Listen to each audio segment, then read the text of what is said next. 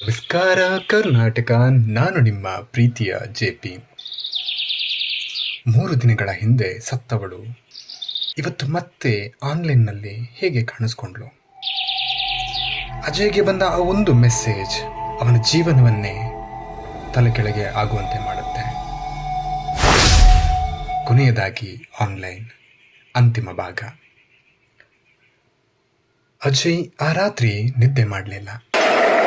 ಪ್ರಿಯ ಜೊತೆ ನಡೆದ ಆ ವಿಚಿತ್ರ ಘಟನೆ ಅವನ ಮನಸ್ಸನ್ನ ಕಾಡ್ತಾ ಇತ್ತು. ಅವಳು ನನ್ನ ಮುಂದೆ ಕಾಣಿಸ್ಕೊಂಡ್ಳು, ಆದರೆ ಅವಳು 3 ದಿನಗಳ ಹಿಂದೆ ಸತ್ತಿದ್ದಾಳೆ. ಇದು ಹೇಗೆ ಸಾಧ್ಯ ಅಂತ ಆತಂಕದಿಂದ ಯೋಚನೆ ಮಾಡೋದಕ್ಕೆ ಶುರು ಮಾಡ್ದ. ಮರುದಿನ ಬೆಳಗ್ಗೆ ಅಜಯ್ ನೇರವಾಗಿ ಆ ಹಳೆಯ ಕಟ್ಟಡಕ್ಕೆ ಹೋಗ್ತಾನೆ. ಅಲ್ಲಿ ಪೊಲೀಸರು ಈಗಾಗಲೇ ತನಿಖೆ ಮಾಡ್ತಾ ಇರ್ತಾರೆ.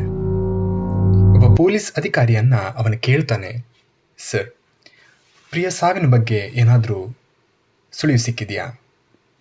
ಅದಕ್ಕೆ ಪೊಲೀಸ್ ಹೇಳ್ತಾರೆ, ಇದು ಇನ್ನೂ ಸ್ಪಷ್ಟವಾಗಿಲ್ಲ. ಇದು ಸೂಸೈಡು ಅಥವಾ ಆಕ್ಸಿಡೆಂಟು ಇನ್ನೂ ಎನ್ಕ್ವೈರಿ ಆಗ್ತಾ ಇದೆ. ಅಜಯ್ ಮನಸ್ಸು ಇನ್ನಷ್ಟು ಗೊಂದಲಗೊಳ್ಳುತ್ತೆ. ಅವನು ಸುತ್ತಮುತ್ತ ನೋಡಿದಾಗ ಒಂದು CCTV ಕ್ಯಾಮ್ರಾ ಕಾಣಿಸ್ಕೊಳ್ಳುತ್ತೆ. ಇದರಲ್ಲೇನಾದರೂ ರೆಕಾರ್ಡ್ ಆಗಿರಬಹುದಾ ಅಂತ ಅವನು ಭಾವಿಸ್ತಾನೆ. ಪೊಲೀಸರು ಸಹ ಆ CCTV ಫುಟೇಜನ್ನು ಪರಿಶೀಲನೆ ಮಾಡೋದಕ್ಕೆ ಶುರು ಮಾಡ್ತಾರೆ. ಸ್ಕ್ರೀನ್ ಮೇಲೆ ಈ ರೀತಿಯ ದೃಶ್ಯ ಕಾಣಿಸ್ಕೊಳ್ಳುತ್ತೆ. ಪ್ರಿಯಾ ಆ ಕಟ್ಟಡದ ಮೇಲ್ಛಾವಣಿಗೆ ಹೋಗ್ತಿರೋದು ಕಾಣಿಸುತ್ತೆ. ಆದರೆ ಅವಳು ಯಾರ ಜೊತೆನೂ ಮಾತಾಡ್ತಾ ಇರಲಿಲ್ಲ. ಅವಳೊಬ್ಬಳೇ ನಿಂತು ಫೋನ್ ನೋಡ್ತಾ ಕೆಳಗೆ ನೋಡ್ತಾ ಇದ್ಲು. ಅಷ್ಟರಲ್ಲಿ ಅವಳ ಕಾಲು ಜಾರದಂತೆ ಆಗಿ ಅವಳು ಬ್ಯಾಲೆನ್ಸ್ ಕಳೆದುಕೊಂಡು ಕೆಳಗೆ ಬೀಳ್ತಾಳೆ. ಎಲ್ಲರೂ ಶಾಕ್ ಆಗ್ತಾರೆ. ಯಾಕೆಂದರೆ ಇದು ಆತ್ಮಹತ್ಯೆ ಆಗಿರಲಿಲ್ಲ, ಇದು ಒಂದು ಅಪಘಾತ ಆಗಿತ್ತು. ಅಜಯ್ ಕಣ್ಣಲ್ಲಿ ನೀರು ತುಂಬಿಕೊಳ್ಳುತ್ತೆ. ಆದರೆ ಅವನ ಮನಸ್ಸಲ್ಲಿ ಒಂದು ಪ್ರಶ್ನೆ ಇನ್ನೂ ಕುಳಿತಾ ಇರುತ್ತೆ.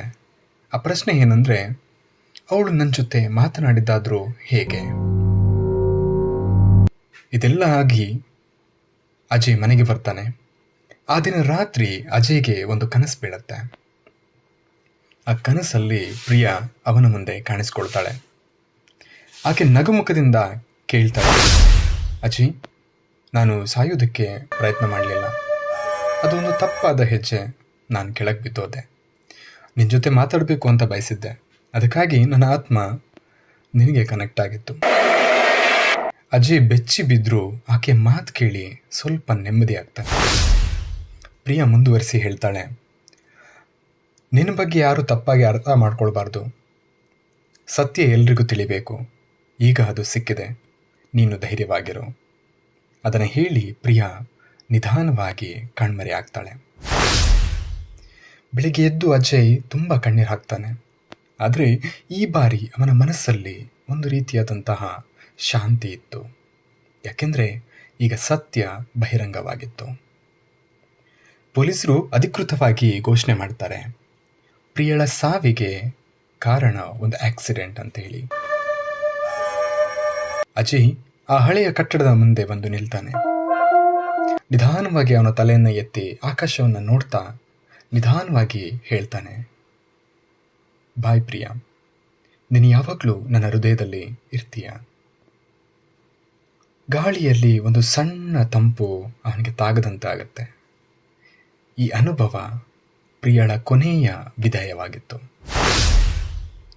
ಸ್ನೇಹಿತರೆ, ಕೆಲವು ಕಥೆಗಳು ಪ್ರಶ್ನೆಗಳೊಂದಿಗೆ ಆರಂಭವಾಗಿ ಸತ್ಯದೊಂದಿಗೆ ಮುಗಿಯುತ್ತೆ. ಆದರೆ ಪ್ರೀತಿ ಅದು ಎಂದಿಗೂ ಅಂತ್ಯವಾಗೋದಿಲ್ಲ. ಈ ಕಥೆಯನ್ನು ಕೇಳ್ತಿರೋ ಎಲ್ರಿಗೂ ಒಳ್ಳೆಯದಾಗಲಿ ಅಂತ ಹೇಳ್ತಾ, ಇರುವಷ್ಟು ದಿನ ಖುಷಿಯಾಗಿರಿ. ಹಾಗೆ ಆ ಖುಷಿನ ಎಲ್ರಿಗೂ ಹಂಚಿ ಅಂತ ಹೇಳ್ತಾ, ಈ ಕಥೆ ನಿಮಗೆ ಇಷ್ಟ ಆಗಿದ್ರೆ ನಿಮ್ಮ ಫ್ರೆಂಡ್ಸಿಗೆ, ಫ್ಯಾಮಿಲಿ ಮೆಂಬರ್ಸಿಗೆ ಎಲ್ರಿಗೂ ಶೇರ್ ಮಾಡಿ, ಹಾಗೆ ಸಬ್ಸ್ಕ್ರೈಬರ್ನ ಜಾಸ್ತಿ ಮಾಡಿ ಅಂತ ಹೇಳ್ತಾ ಈ ಕಥೆಯನ್ನು ಇಲ್ಲಿಗೆ ಮುಗಿಸ್ತಾ ಇದ್ದೀನಿ.